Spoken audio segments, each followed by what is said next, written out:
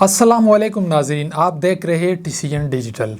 آج ہمارے خصوصی پروگرام میں ہم بات کریں گے افغانستان کے حوالے سے اور پاکستان میں جو کچھ ہو رہا ہے۔ یعنی آپ نے دیکھ لیا کہ امریکہ جیسی سپر پاور ملک کے فیصلے اور ایران کے درمیان جو ٹشن اور تناؤ چل رہی تھی، وہ فیصلے اب پاکستان میں ہوں گے اور ہونے لگے ہیں۔ یہ جو ہے ہماری کامیاب سفارتکاری کا جو ہے دنیا میں اب چرچا رہا ہے۔ یعنی اسلام آباد میں کیا ہونے جا رہا ہے یا اب تک کیا ہوا ہے، ان سارے معاملات پر بات کرنے کے لیے آج ہمارے ساتھ موجود ہے سینئر صحافی فدا عدیل صاحب، جو ان ساری چیزوں پر خاصی وسیع تجربہ رکھتے ہیں۔ فدا صاحب، آپ کو ہم پروگرام میں ویلکم کرتے ہیں، اور فدا صاحب یہ بتائیے گا کہ یہ اسلام آباد میں جو ہے یہ کیا ہو رہا ہے؟ امریکہ جیسے ملک کے فیصلے اب پاکستان میں ہونے جا رہے ہیں، اس ڈپلومیسی اور اس اقدامات کو کیسے دیکھتے ہیں؟ بہت شکریہ نعمت صاحب، بہت دلچسپ آپ نے سوال رکھا ہے کہ اسلام آباد میں یہ کیا ہو رہا ہے۔ یہی سوال ہے کہ جو انڈین میڈیا میں بھی ایک دوسرے سے پوچھا جا رہا ہے۔ انڈین جو اینکرز ہیں، جو صحافی ہیں، جو تجزیہ کار ہیں، میں وہ دیکھ رہا ہوں، بڑا انجوائے کر رہا ہوں، اور یہی سوال بار بار وہ پوچھ رہے ہیں کہ یہ اسلام آباد میں کیا ہو رہا ہے۔ اس وقت یہ سوال اٹھایا جا رہا ہے کہ انڈیا کہاں پہ سٹینڈ کرتا ہے، انڈیا کی جو سفارتکاری ہے اور مودی سرکار کی جو ایک خارجہ پالیسی ہے وہ کہاں پہ سٹینڈ کرتی ہے۔ اصل میں براہ راست انڈیا پہ کیوں آیا ہوں، کیونکہ یہ جو اسلام آباد میں جو کچھ ہو رہا ہے اس میں امکانات بہت زیادہ ہیں اور خوشگوار خبریں آ سکتی ہیں، یہ امکانات ہیں، لیکن ساتھ ساتھ خدشات بھی ہیں۔ اور میں نے براہ راست ہندوستان سے آغاز کیا ہے، کیونکہ اسرائیل بھی نہیں چاہتا کہ یہ امن معاہدہ ہو، ہندوستان بھی نہیں چاہتا کہ پاکستان مزید کامیابیاں حاصل کرے۔ اب اس میں صورتحال یہ ہے کہ جو ایک ٹویٹ کیا تھا وزیر اعظم محمد شہباز شریف نے، اور سیز فائر کا جس میں ذکر کیا گیا تھا، اس میں لبنان کا بھی ذکر تھا۔ لبنان کے اوپر مسلسل حملے جاری ہیں اسرائیل کی طرف سے، اور اگر اس معاہدے میں لبنان کا ذکر تھا اور پھر ایران بھی یہ چاہتا ہے کہ اس سیز فائر معاہدے میں لبنان کو شامل کیا جائے، تو پھر ظاہر ہے کہ ایک رکاوٹ بیچ میں نظر آتی ہے۔ باوجود اس کے کہ ایران کے تحفظات ہیں، ایران نے خبردار بھی کیا تھا کہ اگر لبنان کا معاملہ اس سیز فائر کے لیے جو مذاکرات ہو رہے ہیں، یعنی مستقل سیز فائر کے لیے، اس میں اگر لبنان کو شامل نہیں کیا جائے گا تو پھر وہ دستبردار ہو جائیں گے مذاکرات سے۔ باوجود اس کے کہ تحفظات ہیں ایران کے، ان کا وفد آ رہا ہے، اور اسلام آباد میں اعلیٰ سطحی مذاکرات ہوں گے۔ باقاعدہ اعلان کر دیا گیا ہے امریکہ کی طرف سے بھی کہ کون کون، یعنی وہاں پہ جو JD وینس ہیں امریکی نائب صدر، ان کی سربراہی میں، اور عباس ارغچی ایران کے وزیر خارجہ، ان کی سربراہی میں یہ دونوں وفود آئیں گے، اور ایران کی پارلیمنٹ کے جو اسپیکر ہیں وہ بھی اس وفد کا حصہ ہوں گے۔ تو ظاہر ہے کہ ایک اعلیٰ سطحی سرگرمی ہوگی، اور یہ ایک ایسی سرگرمی ہوگی پاکستان کی تاریخ میں کہ آپ نعمت صاحب جب ہم بات کرتے ہیں اور کرتے رہے ہیں پاکستان اور افغانستان کے معاملے کے حوالے سے،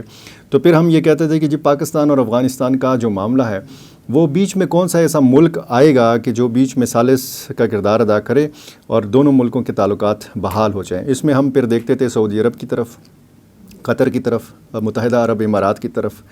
ترکی، ایران کی طرف، لیکن وہ تو ظاہر ہے کہ وہ سارے ممالک اپنے معاملات میں ایران کے جنگ میں مصروف ہیں۔ دوسری طرف جب یہ ایران اور امریکہ کا معاملہ تھا، یا امریکہ اسرائیل ایران کا جو معاملہ تھا، اس میں یہ سوال اٹھایا جاتا رہا کہ کون سا ایسا ملک ہو سکتا ہے کہ جو بیچ میں ثالث کا کردار ادا کر سکتا ہے، کیونکہ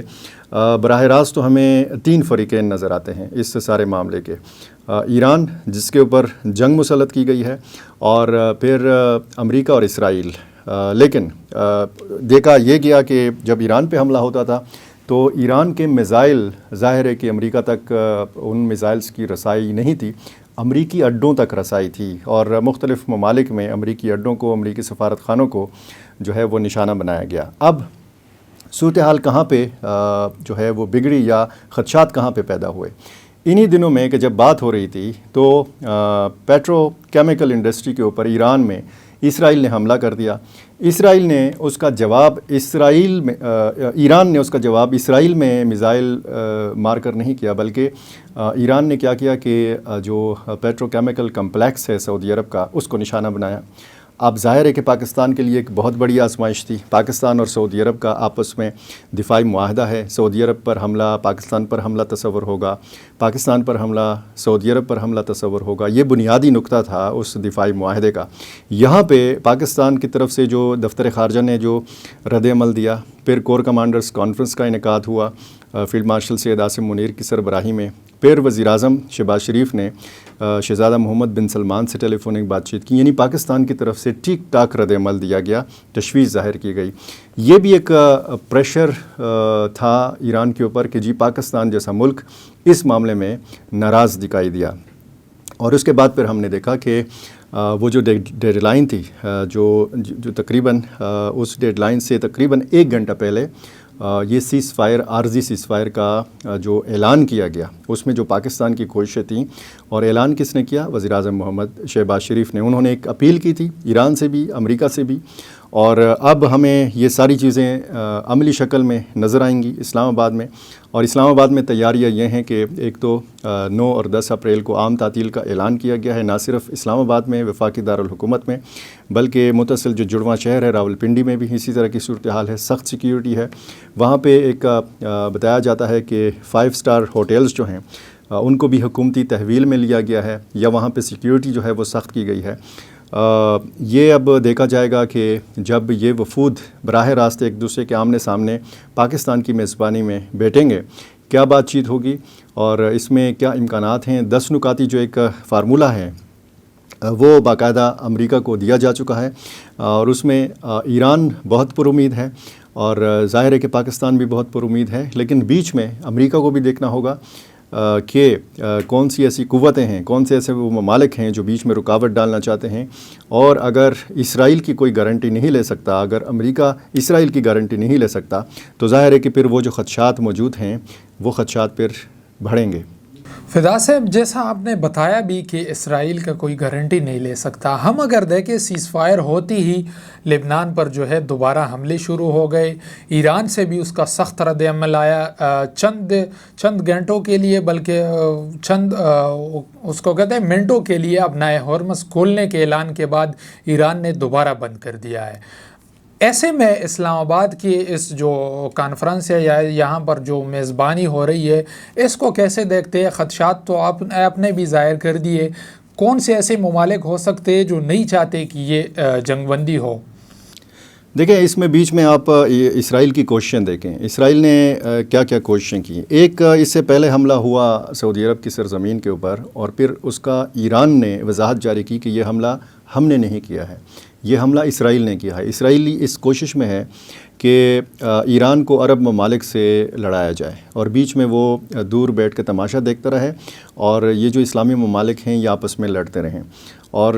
اگر امریکہ کی بات کی جائے تو امریکہ کا خیال یہ تھا کہ ایران کی سپریم لیڈرشپ، ایران کا جوہری پروگرام، ایران کا میزائل پروگرام، یہ ساری چیزیں 3-4 دنوں کی مار ہیں، اور امریکہ اس غلط فہمی کا شکار تھا کہ 3-4 دنوں میں رجیم بھی چینج ہو جائے گا، 3-4 دنوں میں جو ان کا جوہری پروگرام ہے وہ بھی تہس نہس کر دیا جائے گا، جوہری تنصیبات کو بھی تہس نہس کر دیا جائے گا۔ اور اس سے پہلے آپ تضادات دیکھیں، ایک تضاد یہ ہے کہ اسی دوران آپ کو یاد ہوگا کہ امریکی صدر ڈونلڈ ٹرمپ نے بار بار ایرانی قوم سے کہا تھا کہ آپ کے پاس بہترین موقع ہے کہ آپ اپنی اس لیڈرشپ سے جو آپ کے اوپر مسلط ہے اس سے جان چھڑائیں اور نکلیں، اور اپنی حکومت کے اور اپنی اس سیٹ اپ کے خلاف نکلیں۔ اور پھر وہی ڈونلڈ ٹرمپ ہیں کہ جو کہتے ہیں کہ جی ایک رات میں پوری ایران کی تہذیب کا خاتمہ کر دوں گا، اور یہ تہذیب پھر زندہ یعنی سر نہیں اٹھا سکے گی۔ اس بیان کے اوپر بھی بہت سخت تنقید سامنے آئی کہ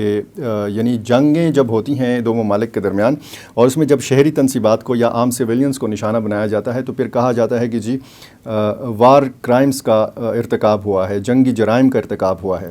تو پوری ایرانی قوم کو، پوری ایرانی تہذیب کو ختم کرنے کی دھمکی جو تھی، یہ ظاہر ہے کہ ایک شرمندگی کا باعث بنی،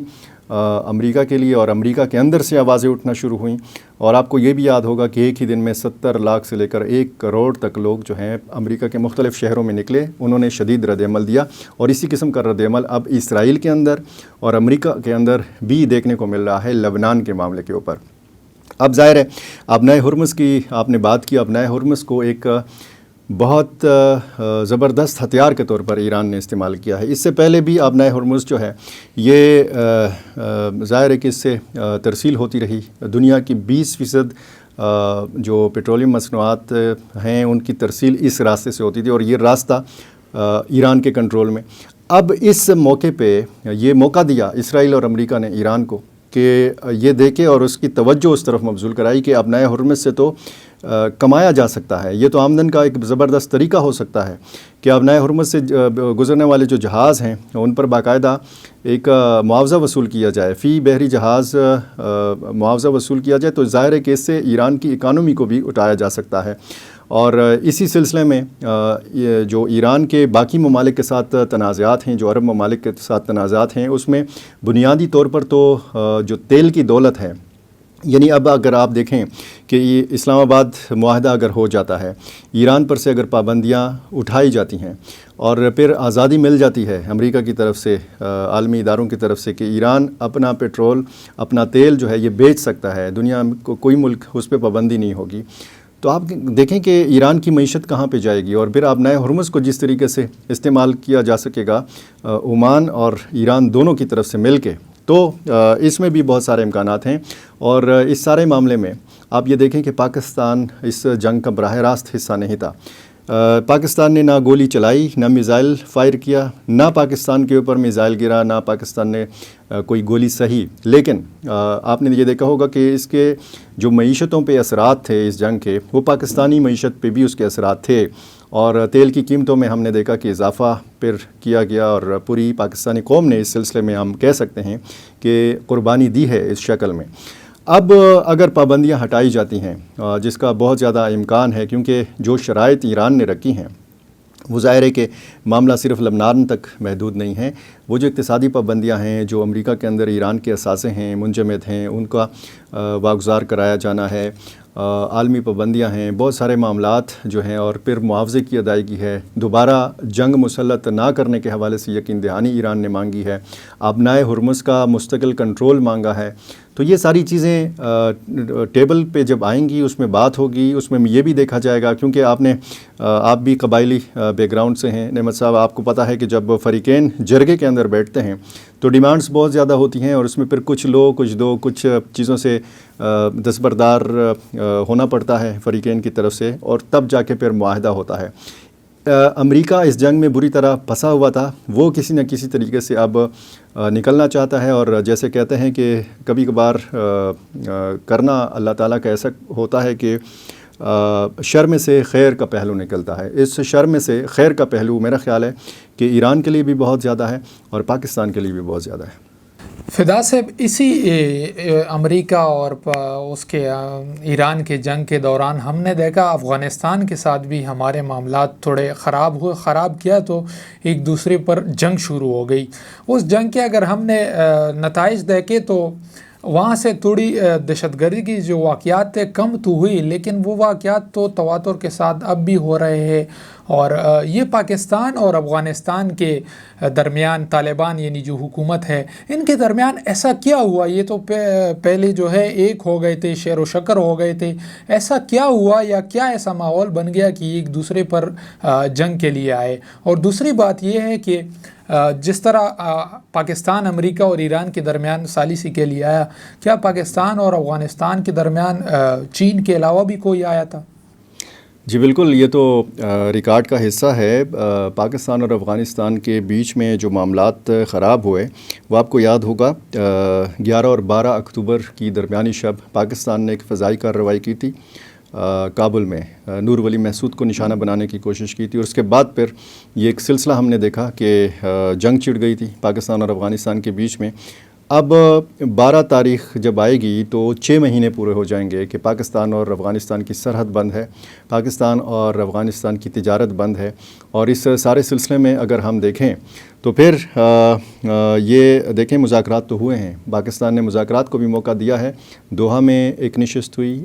پھر استنبول میں 2 نشستیں ہوئیں، ریاض میں ایک مختصر سی نشست ہوئی، اور اس کے بعد پھر ہم نے دیکھا کہ بہت سخت شرائط ایک دوسرے کے سامنے رکھی گئیں، اور پھر سرحدی جھڑپوں کا سلسلہ، اور پھر اسی دوران پاکستان نے غضب للحق آپریشن کا آغاز کیا۔ یعنی پاکستان کے اندر جتنے بھی حملے ہوئے، اور اس میں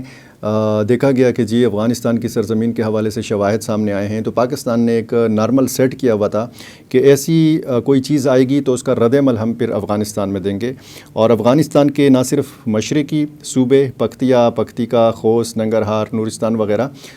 بلکہ یہاں تک بات پہنچ گئی کہ قندھار اور کابل کو بھی نشانہ بنایا گیا۔ یہاں پہ بھی مبینہ جو پاکستانی ملیٹنٹ گروپس کے جو ٹھکانے تھے ان کو نشانہ بنایا گیا۔ اب قندھار آپ کو پتہ ہے افغانستان کے طالبان کی جو سپریم لیڈرشپ ہے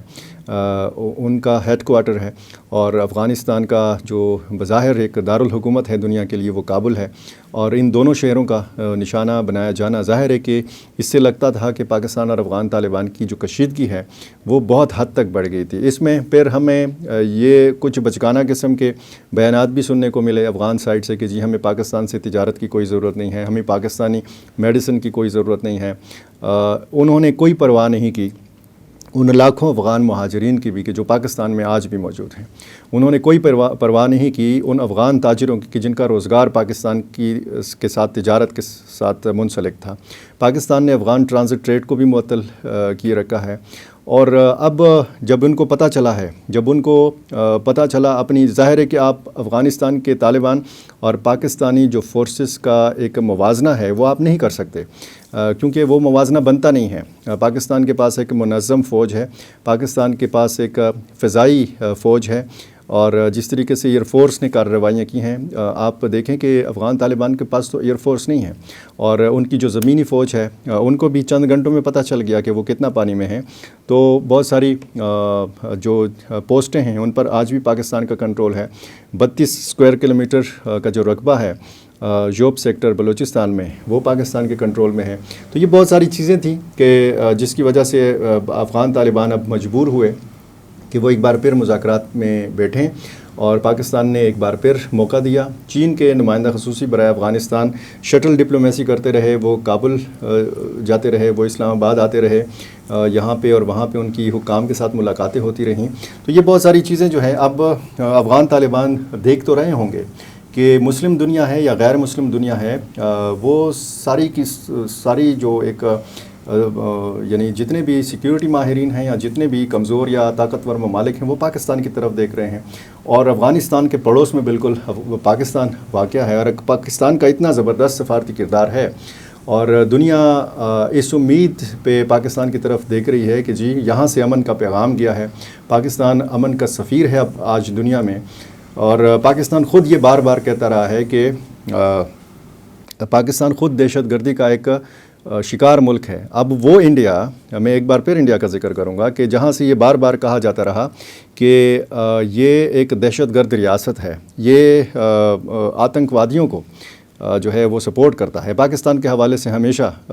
مودی سرکار کا اور انڈین میڈیا کا یہ پروپیگنڈا رہا ہے۔ آج اسی پاکستان سے امن کی بات ہوتی ہے، آج وہی پاکستان جو ہے ثالث کا کردار ادا کر رہا ہے، اور مجھے بہت زیادہ امید ہے کہ اگر ایک طرف اسلام آباد کی جو سفارتی سرگرمیاں ہیں وہ کامیابی سے دوچار ہوں گی، تو سنکیانگ کے دارالحکومت ارومچی میں جو مذاکرات ہوئے ہیں، تقریباً یہ 6 دن کے مذاکرات تھے، ٹوٹل یہ 1 ہفتہ یا 8 دن تک یہ دونوں وفود چین میں سنکیانگ کے دارالحکومت ارومچی میں موجود رہے، اور یہ بتایا جاتا ہے چین کی وزارت خارجہ کی طرف سے بھی، پاکستانی حکام وزارت خارجہ کے جو ذرائع ہیں وہ بھی یہ بتاتے ہیں، اور افغان وزراء، افغان وزیر خارجہ امیر خان متقی باقاعدہ اس بات کا اظہار کر چکے ہیں کہ یہ جو بات چیت ہوئی ہے یہ انتہائی خوشگوار ماحول میں ہوئی ہے، اور کچھ پازیٹیو چیزیں جو ہیں یہ سامنے آ سکتی ہیں۔ ناظرین، ہماری یہ نشست جاری ہے، تو آتے ہیں ایک چھوٹے سے وقفے کے بعد۔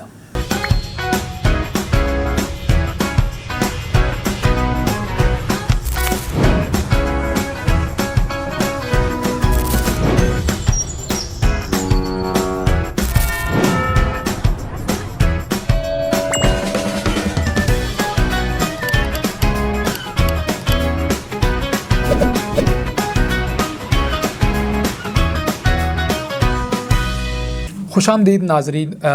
ہم بات کر رہے تھے افغانستان اور پاکستان کے درمیان جو تناؤ ہے یا جو تنازعات ہے. تو فدا صاحب، یہ پاکستان اور افغانستان کے درمیان یہ تنازع ہے، ان کی بنیادی جو ہے شرائط کیا ہے پاکستان کی جانب سے، افغانستان کی جانب سے؟ ہم اگر دیکھیں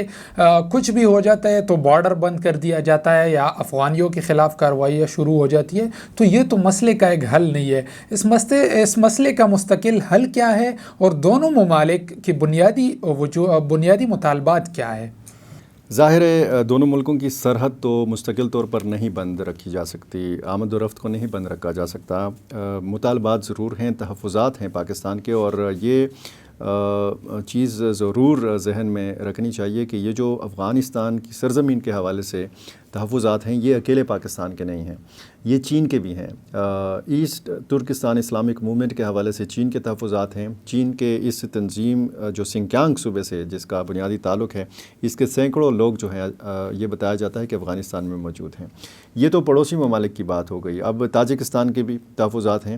اب اگر وہ پڑوسی ممالک، وہ اس خطے کے ممالک جن کی سرحد افغانستان کے ساتھ نہیں لگتی، وہ بھی افغانستان کی سرزمین کے حوالے سے تحفظات کا اظہار کرتے ہیں. روس کی طرف سے کہا گیا ہے کہ کوئی 23,000 غیر ملکی دہشت گرد افغانستان میں موجود ہیں. کوئی 20 سے زیادہ یہاں پہ تنظیمیں جو ہیں یہ موجود ہیں اور فعال طور پر موجود ہیں.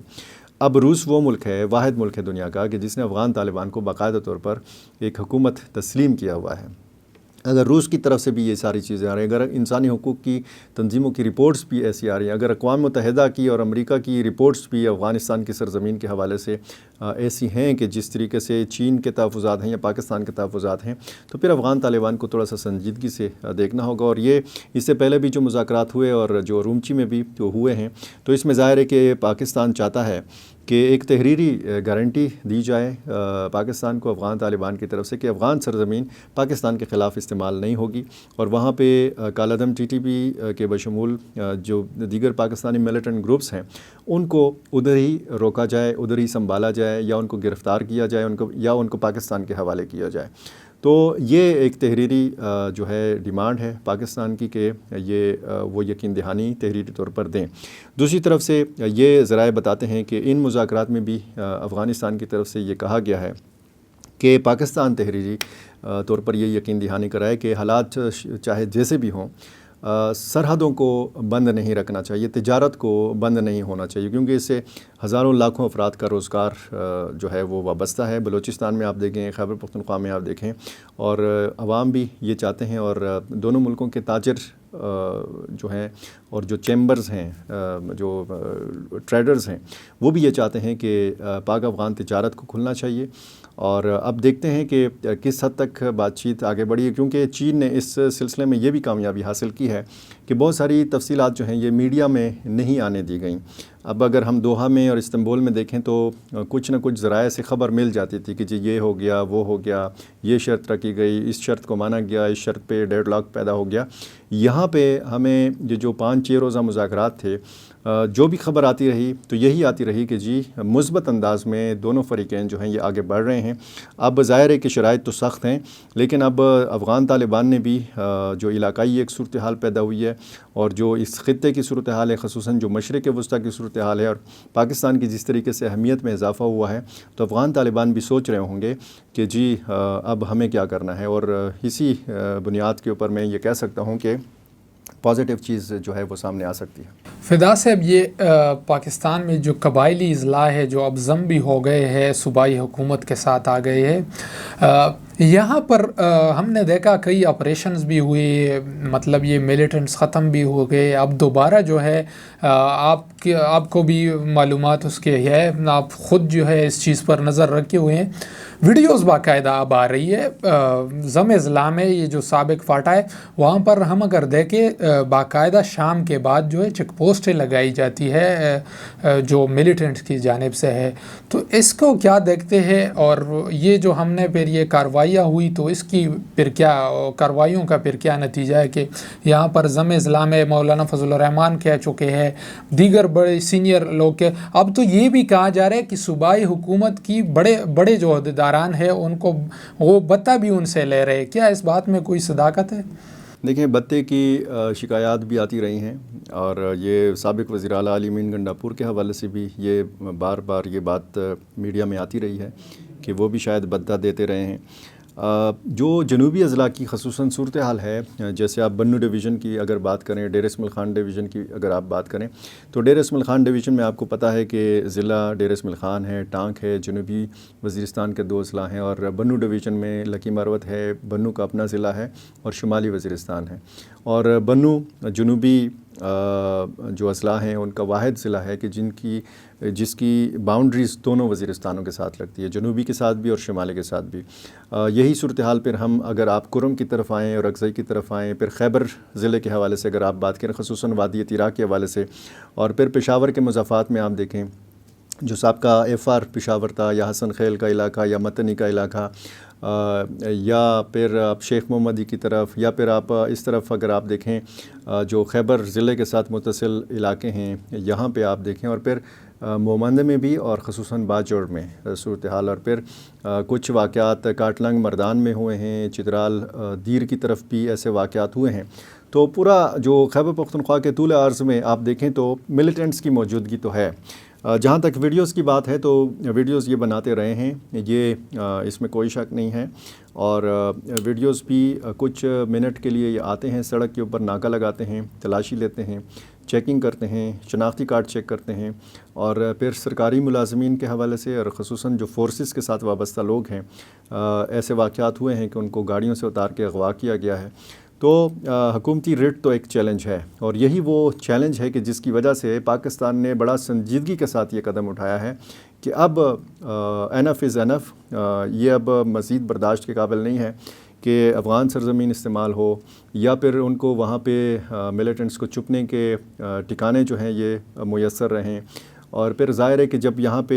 کتنے ہی آپریشنز، یہاں پہ 20 سے زیادہ 10-12 بڑے آپریشنز جو ہیں یہ ہوئے ہیں، چھوٹے بڑے آپریشن اگر ملائیں تو ہزاروں کی تعداد یہ بنتی ہے، کیونکہ اس میں انٹیلیجنس بیسڈ آپریشنز بھی اگر آپ شامل کریں تو یہ بہت بڑی تعداد بنتی ہے۔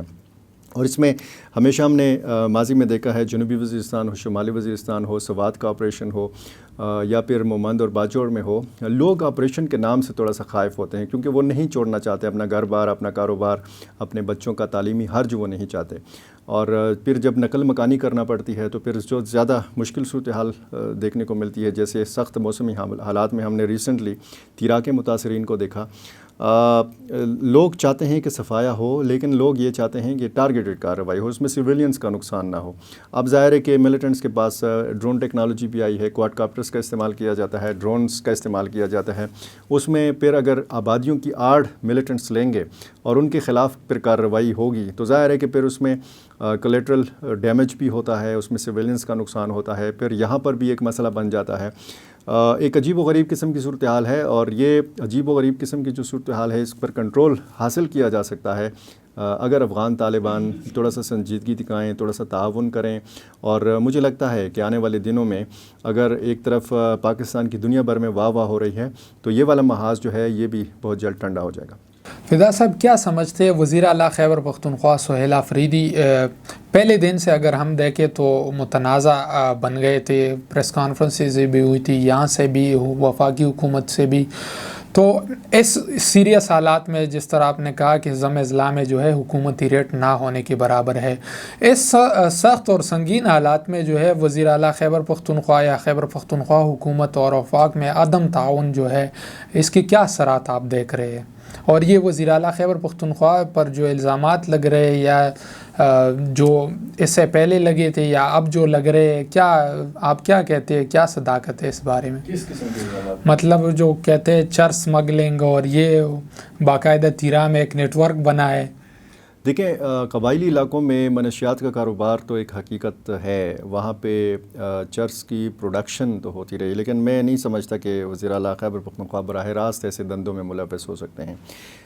دیکھیں، اگر یہ محاذ آرائی ہے وفاقی حکومت اور صوبائی حکومت کے بیچ میں تو اس میں الزامات بھی لگتے ہیں، اس میں بیانات کا تبادلہ بھی ہم دیکھتے ہیں، اور اس میں کچھ عرصہ پہلے ہم نے اچھے مناظر بھی دیکھے کہ یہاں پہ ایپیکس کمیٹی کا اجلاس ہوا، وزیر اعلیٰ خیبر پختونخوا کی سربراہی میں ہوا، اس میں انتہائی اہم فیصلے ہوئے، کور کمانڈر پشاور اس میں شریک تھے، وفاقی حکومت اس میں شریک تھی، اور کیونکہ اس کے نمائندگان یہاں پہ موجود تھے، اور پھر ایک سیکیورٹی کے حوالے سے الگ اجلاس ہوا جس میں وزیر داخلہ محسن نقوی بھی اس میں شریک ہوئے. براہ راست صوبائی حکومت ہم کہہ سکتے ہیں کہ اس اجلاس میں شریک تھی. اگر وہاں پہ کچھ ایسے اجلاس ہوتے ہیں اسلام آباد میں، اس میں پھر وزیر اعلیٰ سہیل آفریدی جانے لگے ہیں، تو ظاہر ہے کہ وہ صوبے کے چیف ایگزیکٹو ہیں، ان کی ایک آئینی ذمہ داری ہے کہ وہ صوبے کے عوام کا مقدمہ لے کر وفاقی حکومت سے بات کریں. جو محاذ رائے ہمیں وفاقی اور صوبائی حکومت کی نظر آتی ہے، ظاہر ہے کہ وہاں پہ مسلم لیگ نون اور اتحادی جماعتوں کی حکومت ہے وفاق میں، اور صوبے میں پاکستان تحریک انصاف کی حکومت ہے. اب ظاہر ہے کہ اپوزیشن جماعتوں کے حوالے سے اگر آپ بات کریں تو وفاق کی سطح پہ جو اپوزیشن بڑی جماعت ہے تحریک انصاف، اس کی خیبر پختونخوا میں حکومت ہے، تو پھر ایک فطری ہے کہ پھر محاذ رائی بھی نظر آئے گی اور سیم پیج بھی آپ کو نہیں نظر آئے گا. بلوچستان میں البتہ صورتحال مختلف ہیں، وہاں پہ عسکری اور سیاسی جو حکام ہیں یا جو صوبائی حکومت ہے وہ ایک پیج پر ہمیں نظر آتے ہیں، اور یہی ایک بڑا چیلنج ہے BLA کے لیے اور باقی تنظیموں کے لیے. لیکن یہ چیلنج جو ہے یہ ہمیں خیبر پختونخوا میں نہیں نظر آتا، کیونکہ بیچ میں جو یہ محاذ رائی میں اور بیچ میں جو گیپ پیدا ہو جاتا ہے اس کو فل اپ کرنے کے لیے یہی ملیٹنٹ گروپس جو ہیں یہ اپنی سرگرمیاں دکھاتے ہیں، اور پھر یہاں پہ صورتحال ہمیں ایسی نظر آتی ہے جو اس وقت ہے. شکریہ فدا صاحب وقت دینے کا. ناظرین اسی کے ساتھ جو ہے ہمیں اجازت بھی دیجیے گا، انشاءاللہ پیش ہوں گے ایک نئی ولاگ ایک نئی ویڈیو کے ساتھ. تب تک کے لیے اللہ حافظ.